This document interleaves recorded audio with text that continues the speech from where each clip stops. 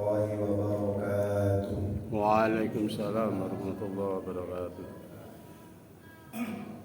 إن الحمد لله نحمده ونشكره ونستعينه ونعوذ بالله من شرور أنفسنا وسيئات أعمالنا من يهده الله فلا مضل له ومن يضلل فلا هادي له أشهد أن لا إله إلا الله وأشهد أن محمدا عبده ورسوله اللهم صل وسلم على نبينا محمد وعلى آله وصحبه ومن تبعهم بإحسان إلى يوم القيامة.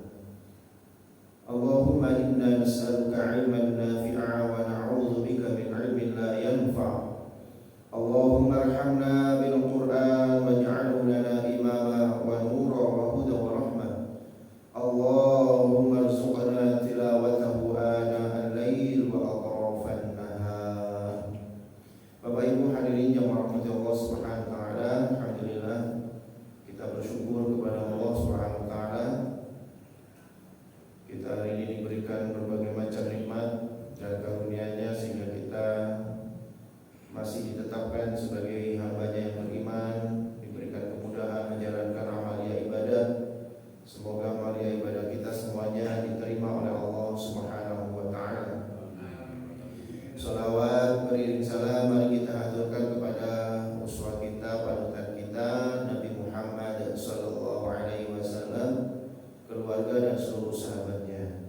Hadirin yang dirahmati Allah, mari kita lanjutkan pembahasan tafsir kita di surat Al-Baqarah, dan pada kesempatan kali ini kita masuk di ayat ke 185.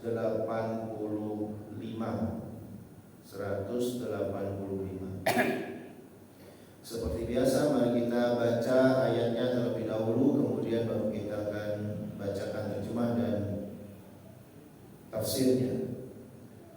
A'udzu billahi minasy syaithanir rajim.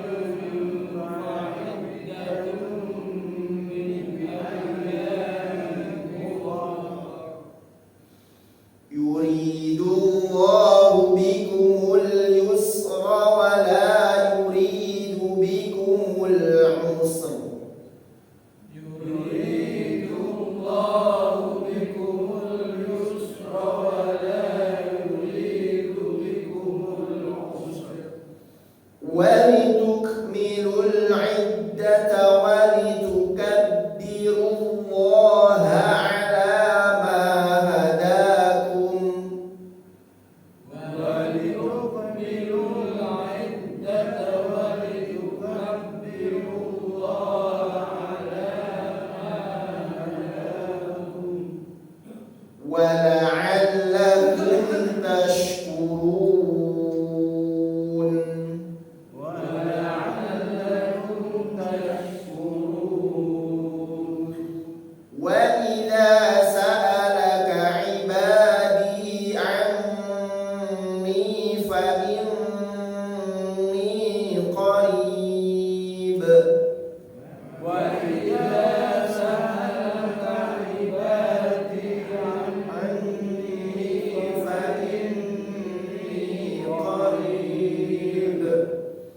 ujibu da'watad da'i idza da'an.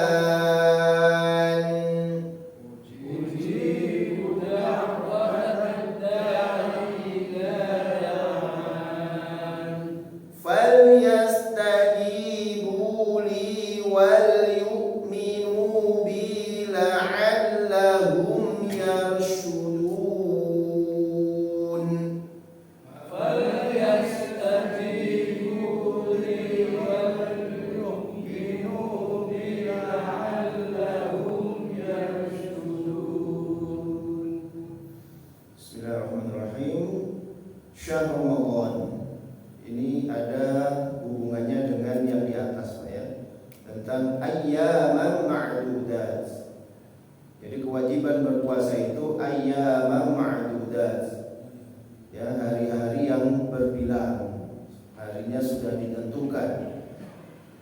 Apa hari yang ditentukan itu? Syahr Ramadan. Hari-hari yang berbilang itu adalah bulan Ramadan. Alladzi unzila fihi al-Qur'an, yang di dalam bulan Ramadan itu diturunkanlah Al-Qur'an. Hudan linnas. Nah, fungsi daripada Al-Qur'an itu adalah apa?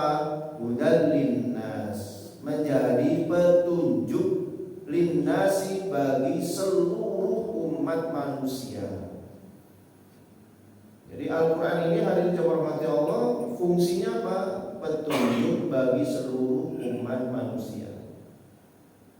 Itu yang pertama. Yang kedua, wa bayyinatin minal huda, dan menjadi penjelas dari petunjuk itu. Wal furqan, dan menjadi pembeda di antara yang hak dan yang batil.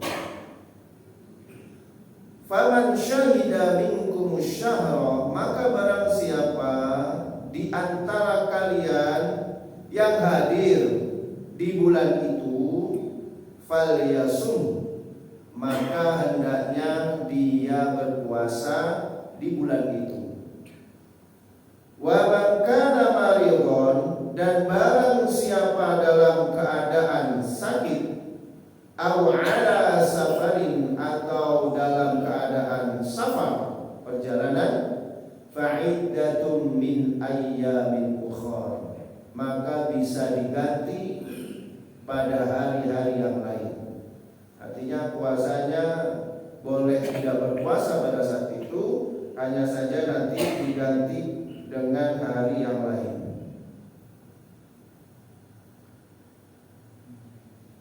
Yuridullahu bikumul yusra, Allah menghendaki kepada kalian itu kemudahan. Wala yuridu bikumul usra, dan tidak menghendaki kepada kalian kesulitan.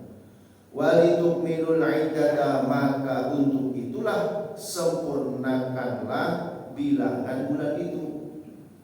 Walitukabbirullaha, dan hendaknya mengagungkan Allah ala ma hadakum, atas petunjuknya kepadamu.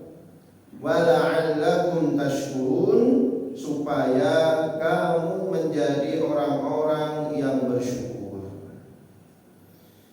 Jadi hadirin jamaah Allah Subhanahu wa taala, ayat ini masih berkaitan dengan perintah puasa, bahwa puasa itu adalah ayyaman ma'dudat, yaitu hari yang sudah ditentukan oleh Allah Subhanahu wa taala. Kenapa disebutkan seperti ini hadirin jemaah Allah? Bahkan disebutkan juga bulannya itu hari yang sudah terhitung, hari yang sudah berbilang itu terletak di mana? Yaitu terletak pada bulan Ramadan. Kenapa kok disebutkan seperti itu? Karena umat-umat zaman terdahulu, terutama orang-orang Bani Israel, ya, baik Yahudi maupun Nasrani, mereka itu juga sudah ditetapkan bulannya oleh Allah Subhanahu wa taala ketika mereka harus berpuasa, kewajiban mereka berpuasa. Tetapi ketika mereka merasa berat, misalnya mereka puasa di bulan Ramadan. Nah, Ramadan itu kan artinya apa? Panas yang membakar. Jadi Ramadan itu memang biasanya cuacanya memang panas. Ya. Nah, ketika mereka tidak kuat Ramadan, ketika berada di cuaca yang panas, mereka geser Pak puasanya itu. Ya. Jadi sudah ditentukan nih bulan Ramadan mereka harus puasa. Tapi karena bulan Ramadan panas, sehingga bagi mereka mungkin tidak kuat, ya mereka geser sendiri bulannya, dicarikan bulan yang musim-musim semi lah, ya, yang sekiranya nggak terlalu panas. Nah, puasalah mereka di situ. Cuma karena mereka mengganti, mereka berijtihad sendiri, ya supaya Allah nggak marah, ditambahlah 10 hari. Nah, gitu. Jadilah 40 hari. Itu caranya mereka itu bisa bernegosiasi dengan Allah, ya, di syariat. Makanya kemudian oleh Allah untuk umat ini jangan sampai kayak umat-umat terdahulu, syariat sudah dibentuk, bikin-bikin sendiri. Padahal itu belum tentu diridhoi oleh Allah Subhanahu wa taala. Maka oleh Allah ayyaman ma'dudat ay syahrul Ramadan. Hari yang telah berbilang itu maksudnya adalah bulan Ramadan. Udah, kalau ada kata-kata syahrul Ramadan ini berarti sudah tidak bisa diganti dengan bulan yang lain. Supaya umat Islam ini paham bahwa yang dimaksud itu adalah bulan Ramadan. Karena orang-orang Islam ini Pak, ya sebelum hadirnya atau sebelum diperintahkan wajibnya puasa ini, mereka sudah terbiasa melihat orang-orang Yahudi berpuasa. Mereka juga sudah melihat orang Nasrani berpuasa. Khawatirnya kalau sudah disebutkan syahrul Ramadan ini, mereka bisa jadi atau kita bisa jadi seperti mereka. Ramadan ini baru banyak gangguan, geser aja bulan-bulan apa gitu. Ya. Jadi masing-masing orang bisa beda-beda. Nah, saya nggak suka lah puasa bulan ini karena ya bulan ini saya mau banyak kegiatan misalnya. Nah, geser saja bulan depannya. Nanti tinggal nambahi 10 hari saja ya sebagai tebusannya. Nah kayak gitu akhirnya ditetapkan oleh Allah syahrul Ramadan. Dan satu-satunya umat ya yang memenuhi panggilan Allah Subhanahu wa taala sesuai dengan yang diperintahkan Allah, ya kita umat muslim. Orang Yahudi apakah hari ini masih ada puasa? Masih. Orang Nasrani apakah mereka juga berpuasa? Masih. Ada mereka juga puasa. Cuma puasanya bukan nggak makan nggak minum gitu ya. Puasa mereka itu hanya puasa apa? Puasa sayuran. Nah, berarti pada saat itu mereka nggak makan sayur-sayuran, gitu aja. Tapi tetap makan. Nah, kita enggak, puasa ya puasa. Nah, puasa itu ada di bulan Ramadan. Bulan Ramadan itu ada keistimewaannya di samping Allah Subhanahu wa taala mewajibkan hambanya untuk berpuasa di bulan ini, di bulan Ramadan ini, alladzi unzila fihi al-Qur'an. Ramadan ini juga dipakai oleh Allah Subhanahu wa taala untuk menurunkan Al-Qur'an. Ya. Yang fungsinya menjadi hudal linnas, menjadi petunjuk bagi manusia. Nah, ayat ini perlu kita berhati-hati ya warahmatullahi wabarakatuh. Ini diantara ayat yang biasa dipakai, mohon maaf, oleh orang-orang misionaris untuk memurtadkan umat Islam. Ya, ini pengalaman saja di lapangan. Jadi mereka menggunakan ayat ini. Bagaimana kok bisa ayat ini dijadikan cara untuk memurtadkan umat Islam? Bisa. Ini biasanya Pak. Ini biasanya ya. Jadi mereka seolah-olah macak kayak ustadz gitu ya, tiba-tiba kemudian ngasihlah kajian gitu ya. Biasanya ini di daerah-daerah Pak, daerah-daerah. Kalau di kota itu jarang. Ya karena orang kota sudah banyak kajian, kemudian bisa berpikir dengan cerdas gitu kan. Tetapi mereka yang belum pernah baca Al-Quran, ya sudah muslim, cuma ya muslim-muslim kayak gitu ya. Kemudian mereka didatangi, kalau nggak gitu ya pokoknya mereka datang ke rumah gitu ya, ke rumah satu penduduk gitu ya. Mereka ketok pintu, mereka dimasukkan, kemudian mengajak diskusi ya, biasanya gitu. Biasanya tanya gini, Bu, Al-Quran itu atau Pak, Al-Quran itu fungsinya untuk apa? Oh, untuk dibaca. baca betul ya. Tapi di dalam Al-Quran kan katanya Al-Quran itu petunjuk bagi seluruh umat manusia. Allah sendiri yang berfirman di dalam Al-Quran seperti ini, apa mereka? Al-Baqarah 185. Tapi kenapa di surat Al-Baqarah ayat 2 itu Al-Quran sebagai petunjuk bagi orang yang bertakwa? Katanya petunjuk sebagai petunjuk bagi seluruh umat manusia. Tapi kok di surat Al-Baqarah ayat kedua Allah menjelaskan petunjuk bagi orang yang bertakwa. Dzalikal kitabul la raiba fihi hudan lil muttaqin. Nah, kalau begitu Bapak Ibu, mana yang benar Al-Quran ini? Petunjuk bagi seluruh manusia, apakah petunjuk bagi orang-orang yang bertakwa saja? Apakah ya semua manusia itu bertakwa? Kan enggak kan? Nah, maka siapa Al-Quran ini mana yang benar? Petunjuk bagi orang bertakwa atau petunjuk bagi seluruh manusia? Udah mulai bingung itu, Pak.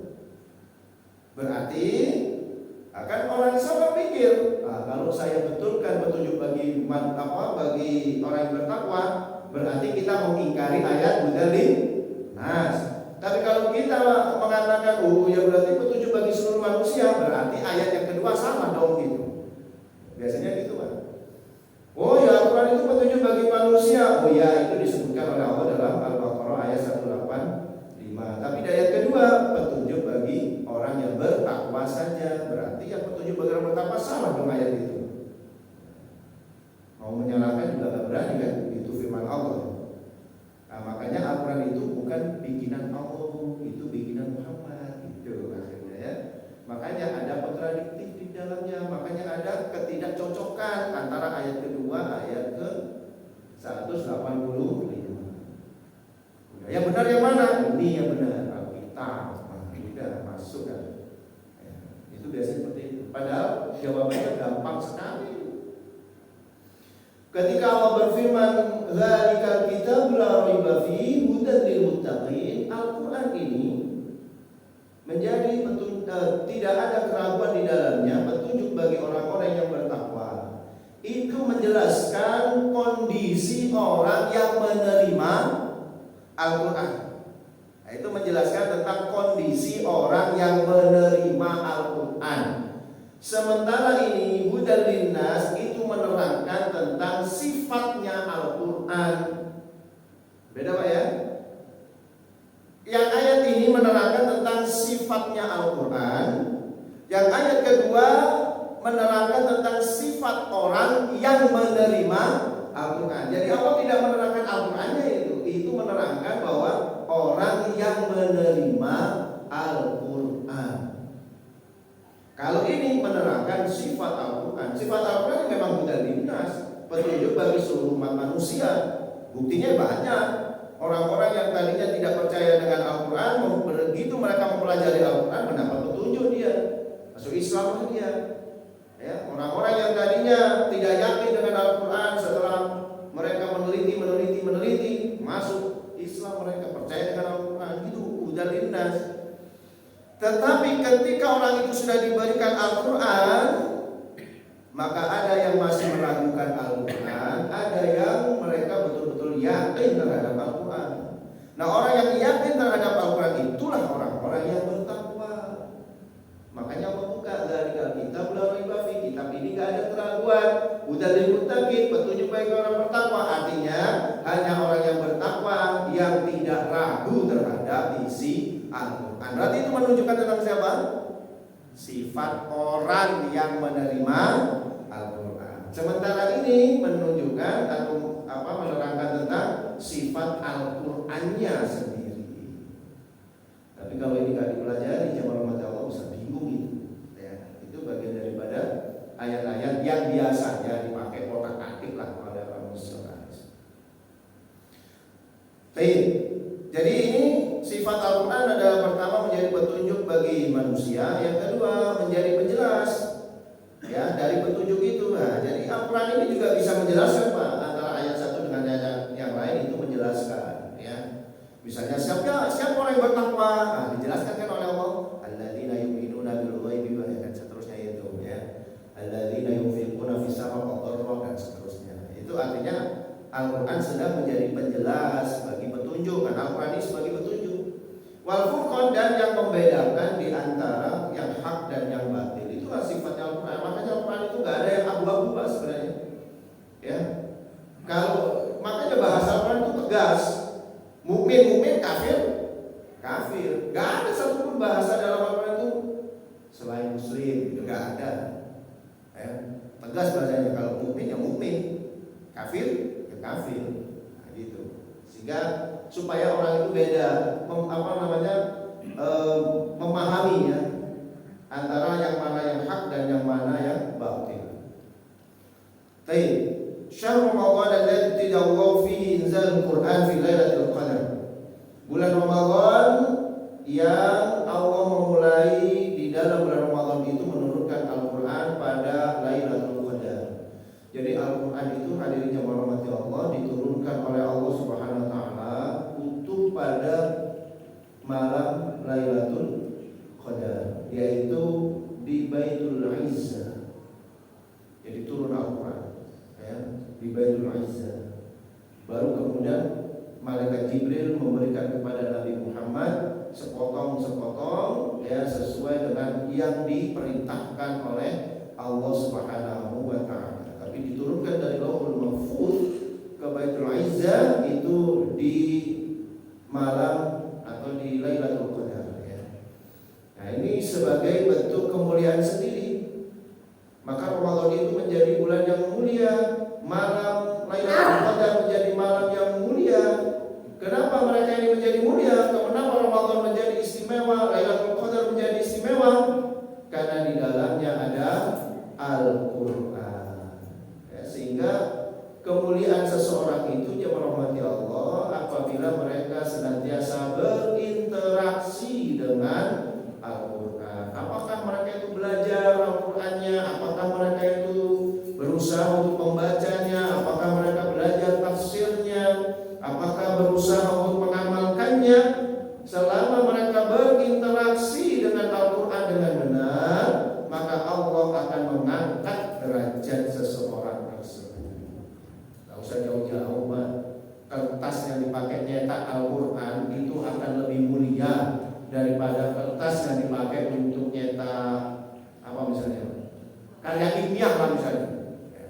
Karya ilmiah penelitiannya sangat luar biasa. Kalau dibandingkan dengan Al-Quran, kertasnya Al-Quran pasti lebih mulia kertas yang dipakai untuk nyetak Al-Quran. Padahal sama-sama kertasnya, tapi Allah tinggikan itu. Maka kita juga gitu Pak. Kalau kita itu berusaha dengan dekat dengan Al-Quran, maka secara otomatis Allah akan mengangkat derajat orang tersebut. Ya, apapun interaksi kita. Ya, apakah kita berusaha untuk belajar membacanya, berusaha untuk membenarkan bacaannya, tahsinnya, tajwidnya, atau yang lain-lainnya. Bahkan yang paling mulia adalah ketika kita berusaha untuk mengamalkan isi daripada Al-Quran. Kalau kita bisa sampai mengamalkan isi daripada Al-Quran, Masya Allah, itulah orang-orang yang ahlul Quran. Nah, ketika Allah Subhanahu wa taala menurunkan Al-Quran, memulai menurunkan Al-Quran di bulan Ramadan, tepatnya pada Lailatul Qadar, maka Quran itu menjadi hidayatul linnas ilal haq, menjadi petunjuk manusia kepada kebenaran. Maka kalau kita mencari kebenaran yang hakiki, itu ya di sini, ya di Al-Quran itu. Kalau misalnya Allah berfirman dalam Al-Quran ya, bahwa kita ini diperintahkan untuk mencari pemimpin, imam itu yang mukmin, ya jangan sampai orang yang kafir. Maka yang benar itu yang ini, bukan yang kemudian argumentasi orang lain, oh nggak bisa itu karena kan negara kita macam-macam. Itu argumentasi Anda bisa benar, bisa tidak.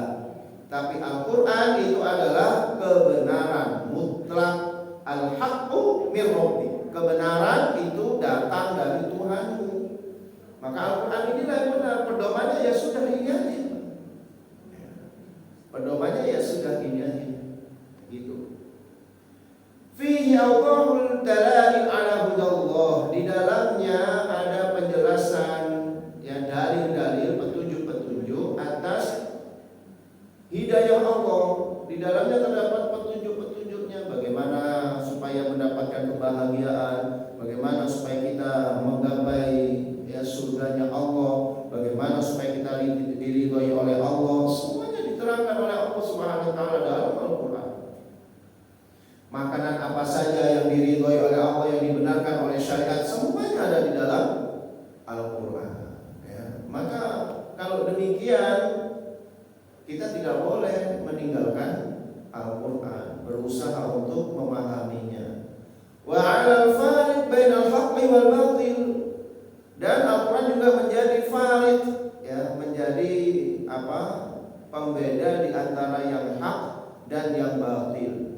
Faman hadhara minkumus syahra, maka barang siapa yang hadir di antara kalian pada bulan itu, wa kana sahihan, dalam keadaan sehat, muqiman, dalam keadaan mukim, tidak kemana-mana, tidak sedang safar, falyasumnaha, maka hendaknya dia berpuasa pada siang harinya ya. Jadi kemuliaan Ramadan disebutkan oleh Allah Subhanahu wa taala demikian itu, dan ditegaskan lagi barang siapa yang hadir di antara kalian di bulan itu ketika dalam kondisi sehat ya, dan tidak sedang berpergian, falyasumnaha, maka hendaknya dia berpuasa pada siang harinya.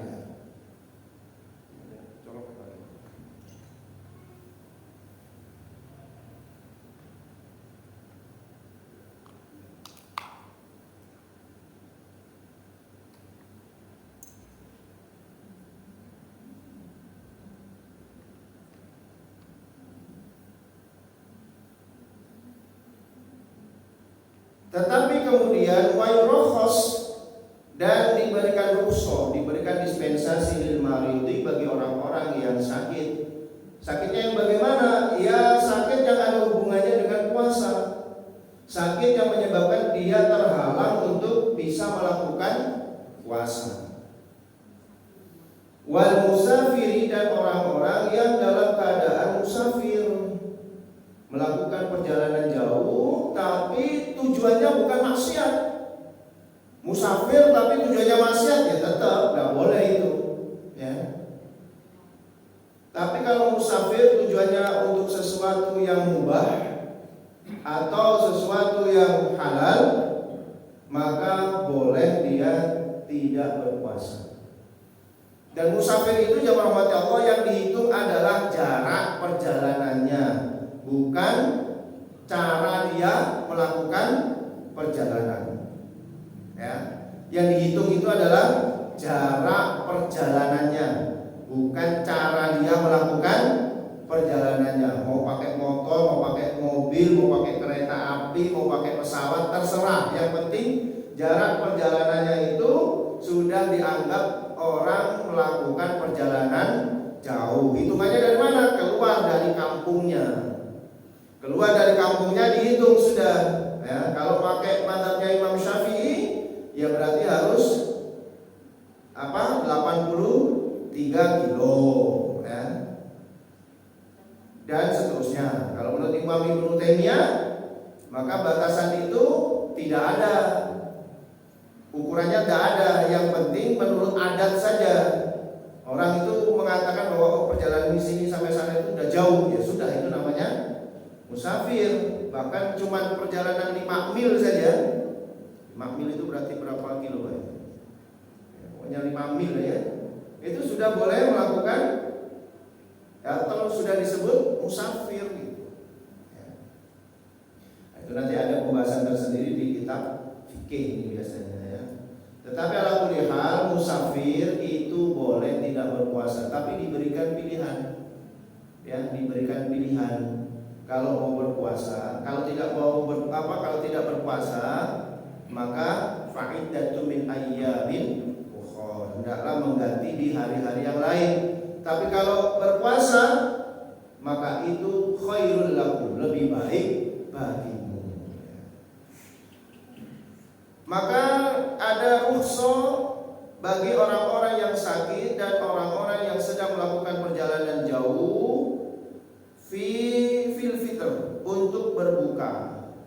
untuk tidak berpuasa. Kemudian keduanya hendaknya mengqadha bilangan hari-hari itu, ya, menggantinya pada hari-hari yang lain selain bulan Ramadan sesuai dengan hari yang ditinggalkan. Yuridullahu ta'ala bikumul yusra, sesungguhnya Allah yang menghendaki kepada kalian yang mudah, wasuhulata, dan gampang, fi syara'ihi, di dalam syariatnya. Jadi jelas Islam itu datang itu turfa'ul masyaqqah, mengangkat yang sulit-sulit. Islam itu hadir itu sebenarnya memudahkan bagi orang yang akan menjalankan syariatnya. Makanya Allah mengatakan la yukallifullahu nafsan illa wus'aha. Gak akan dibebani kita itu kecuali sesuai dengan kemampuan kita. Maka puasa, kalau gak kuat sudah gak puasa, enak kan? Puasa wajib, tapi kalau sakit kemudian gak kuat puasa, ya udah gak apa-apa gak puasa gitu. Ya, gak usah malu. Kemudian puasa sedang melakukan perjalanan, ya sudah dikasih pilihan, mau ambil silakan, mau tidak juga gak apa-apa. Cuma nanti bayar pada hari-hari yang lain. Allah menghendaki kepada kita terhadap agama ini yang mudah-mudah. Cuma jangan digampang-gampangkan gitu aja. Allah menghendaki kita yang mudah. Sholat gak bisa berdiri, gak apa-apa gak bisa berdiri, bisa duduk. Duduknya bagaimana? Udah terserah, gak ada aturannya dalam hadis Rasulullah, gak ada aturannya, dalam Al-Quran juga gak ada aturannya. Udah duduk aja. Mau duduk pakai kursi boleh, mau duduk di lantai boleh, ya kan? Seperti itu. Kalau duduk kok gak kuat, bisanya sambil baring, ya udah baring aja gak apa-apa. Itu kemudahan Allah SWT terhadap syariatnya itu. Nah, kalau sudah diberikan kemudian umatnya masih belum melaksanakan juga, nah, pantas kan Allah kemudian menghukum orang itu. Udahlah dikasih syariat, ya dikasih perintah. Perintah itu dipermudah lagi oleh Allah Subhanahu wa taala. Beda Pak dengan yang diberikan syariat ini kepada umat-umat terdahulu sebelum kita. Wala yuridu bikumul usra wal masyaqqah, dan Allah tidak menghendaki pada kalian yang berat dan yang berat, masyaqqah sama. Yang sulit dan yang berat, Allah tidak menghendaki itu. Walitukmilu iddatas siyam syahran, maka sempurnakanlah bilangan puasa itu 1 bulan penuh. 1 bulan penuh itu bisa 30 hari, bisa 29 hari, sebagaimana Rasulullah menyampaikan seperti itu. Bulan itu ya kadang 29, kadang 30 ya. Dan hendaknya kalian menutup puasa itu dengan takbir, dengan mengagungkan Allah fi Idul Fitri, pada hari raya Idul Fitri. Makanya begitu kita selesai Ramadan dirahmati Allah, kita berbuka di hari terakhir Ramadan, maka hendaknya disambung dengan bertakbir kepada Allah. Yang bertakbir jangan cuma orang satu saja yang pakai mic, tapi semuanya yang di rumah, istri, anak, perintahkan semuanya. Pokoknya setelah setelah kita berbuka puasa, terus sholat, kemudian yuk takbiran, ya, satu keluarga gitu dulu bareng sama-sama membaca takbir, misalnya seperti itu, ya. Maka hendaknya kalian mengagungkan Allah Subhanahu wa taala atas hidayah yang diberikan kepada kalian. Ya, hidayah ini, petunjuk ini, kita dapat melaksanakan puasa, ya. Kita beriman kepada Allah, maka itu diperintahkan untuk diagungkan, karena ini adalah nikmat yang sangat luar biasa. Supaya apa? Supaya kalian itu bersyukur kepadanya atas segala nikmat yang diberikan Allah Subhanahu wa taala kepada kalian, ya, dari hidayah dan petunjuk, termasuk kemudian di dalamnya adalah kemudahan-kemudahan dari syariat Allah Subhanahu wa taala. Jadi hadirin yang dirahmati Allah,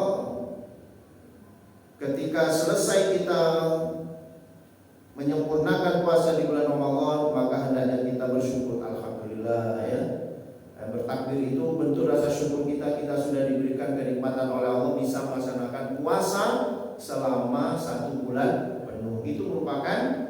hidayah. Kalau nggak dapat hidayah, itu banyak orang-orang yang walaupun Ramadan mereka tetap aja seperti hari-hari biasa, puasa juga enggak, padahal nggak ada udzur syar'i. Tapi ketika kita diberikan kemampuan itu, bersyukur kita dengan mengagungkan Allah Subhanahu wa taala. Kemudian hadirin yang dirahmati Allah, ada satu ayat yang unik ini, ya, di tengah-tengah Allah memerintahkan atau perintah tentang berpuasa, Allah selipkan ayat ini.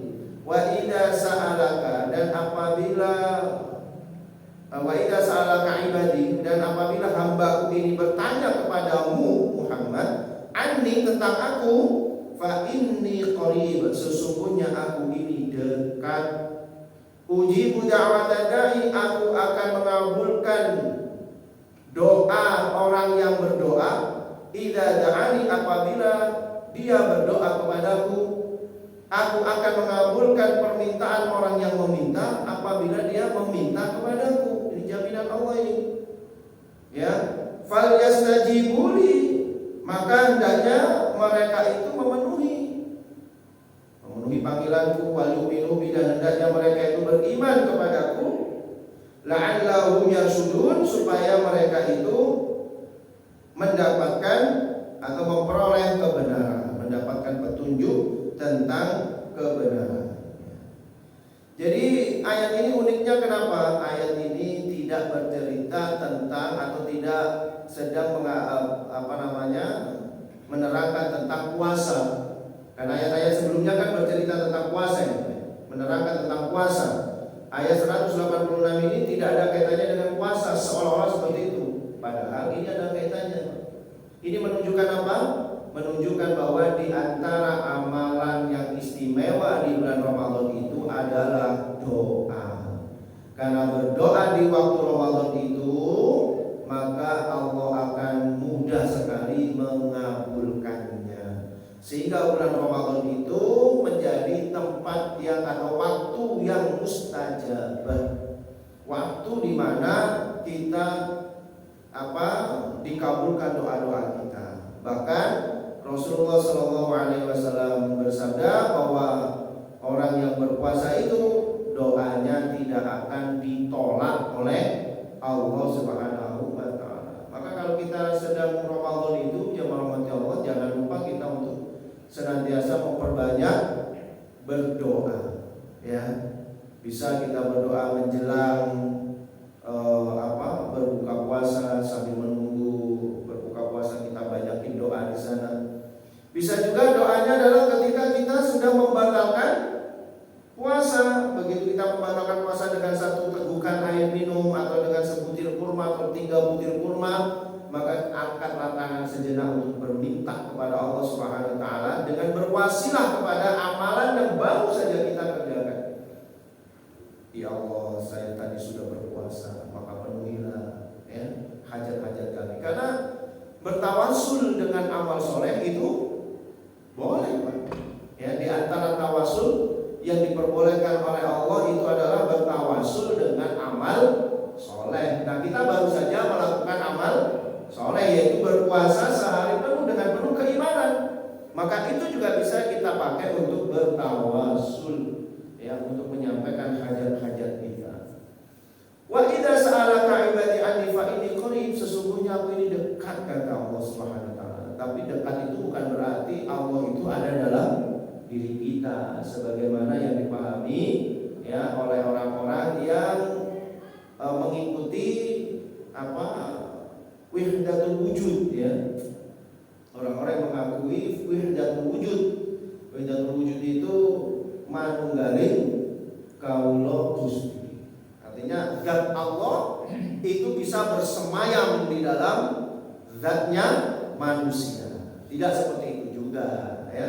Tidak seperti yang dipahami oleh Siti Jenar misalnya, bahwa Siti Jenar gak ada, yang ada hanyalah Allah, ya. Sehingga harus dipanggil Allah. Bukan itu maksudnya.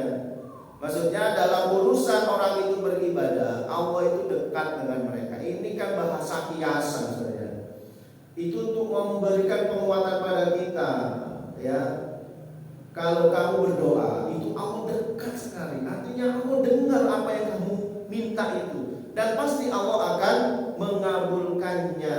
Tapi dekatnya Allah di sini yang dimaksud itu bukan dekat secara zat, sehingga Allah ada di mana-mana, ada di pulau, ada di Panjenengan, ada di mereka, ada di mana-mana. Masing-masing orang ada Allahnya misalnya.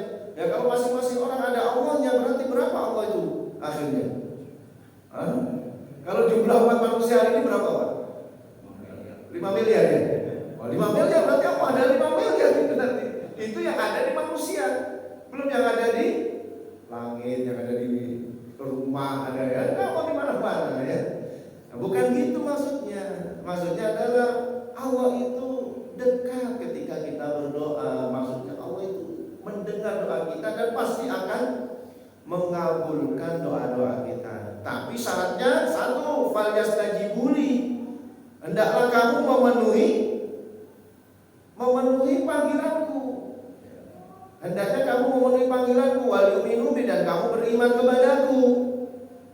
Memenuhi panggilan Allah ya kalau diperintahkan ibadah ya ibadah. Kalau ada larangan tentang yang haram ya ditinggalkan gitu ya. Wal yu'minu bi, dan beriman kepadaku. Artinya jangan berbuat kesyirikan, itu aja syaratnya, Pak. Asalkan kita memenuhi panggilan Allah, memenuhi ya syahadat-syahadat Allah dan beriman kepada Allah, udah doa kita akan dikabulkan tuh oleh Allah Subhanahu wa taala.